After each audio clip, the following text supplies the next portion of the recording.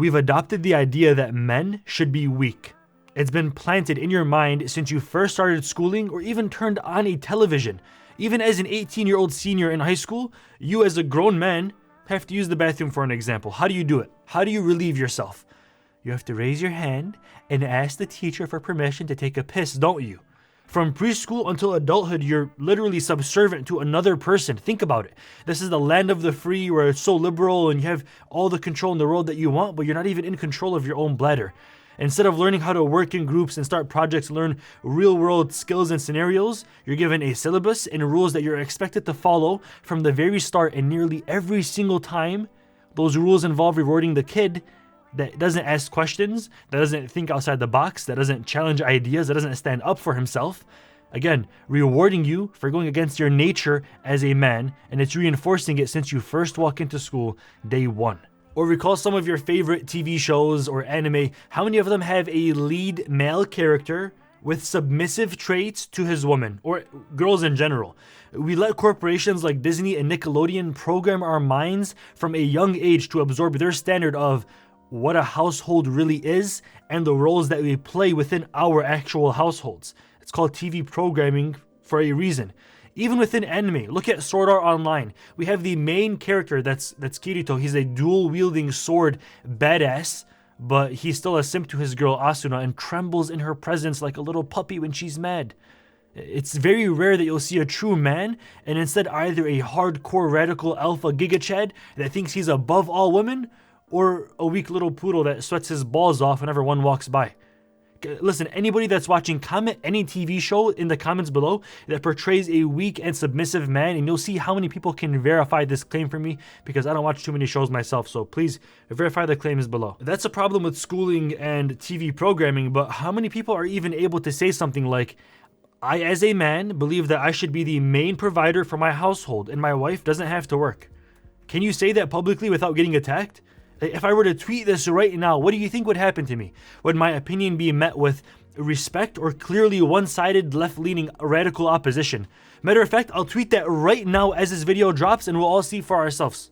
Let's see what happens. However, if I go and say that, it's a problem, but if a woman goes and posts a picture of her ass, a girl goes and posts a picture of her ass on the bathroom sink and an OnlyFans link literally selling and objectifying her own body, how much support would she get by men and women? Hey bro, it's her life. She can publicly state whatever she wants, as long as it doesn't go against your beliefs, right? Then why was my tweet controversial? If the Liberal Party really believes in their liberty, then why can't I have my own? Instead, if I vocalize my masculine opinion online, I'll be met with some spooky hashtags that will honestly only make me gain more followers. So please go right ahead and try canceling me. It's not going to work. These clear signs show you that only one side of the opinion is vocalized, while the other is rejected from society and financially choked until submission. And somehow we call this liberty. This is political correctness. The correct side tells you directly or either indirectly what a man is, either through their loud mouths and quick keyboards on Twitter, or their agendas pushed by TV and social media by big corporations that are scared and are in submission to their agenda as well. Like, look, it's very, very, very simple. You're either in submission to society or you're in willful submission to God. And thankfully, because of people like you that support me on iamLucid.com, I'm even able to speak right now and risk my entire YouTube channel and say what I'm about to say right now, because, oh boy, it's only going to get worse, I promise, and I'm going to need it. So please support your boy on iamLucid.com to be free from these big tech political correct corporations. Western women are taught at a young age to live identical lives to men and provide for families financially instead of focusing on being mothers and nurturing. Housewife is damn near a curse word in the West. Let's be honest. Teachers, schools, societies will all shun you for not sacrificing your child's developmental years in exchange for your career and money. Career always comes first, they say, even over family, mental health, love, faith, everything.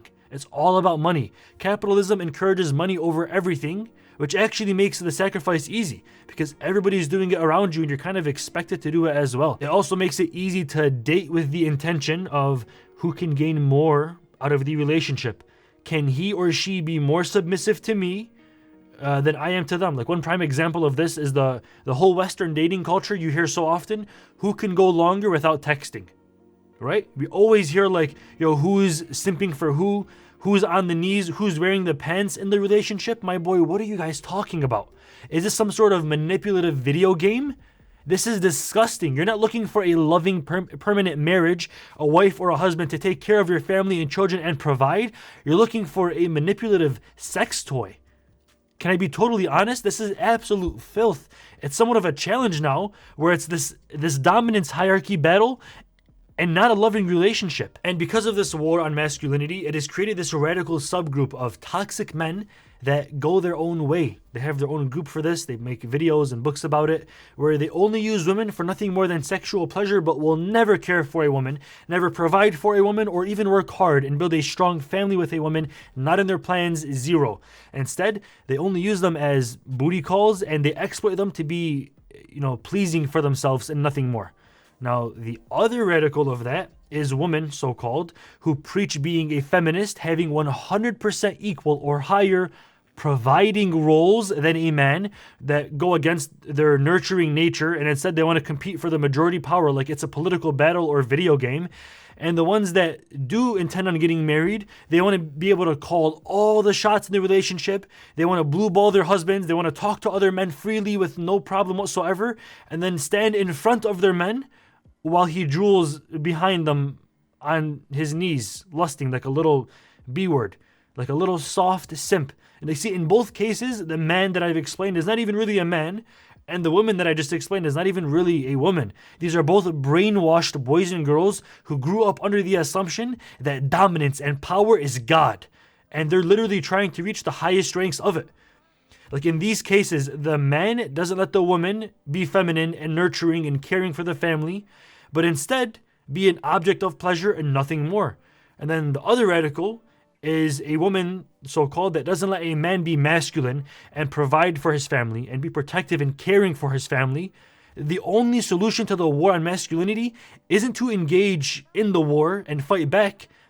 It's just to be a man. Even if you lose your job, even if you lose every single follower or subscriber on YouTube, even if everyone disagrees with your unpopular opinion, you must be a man.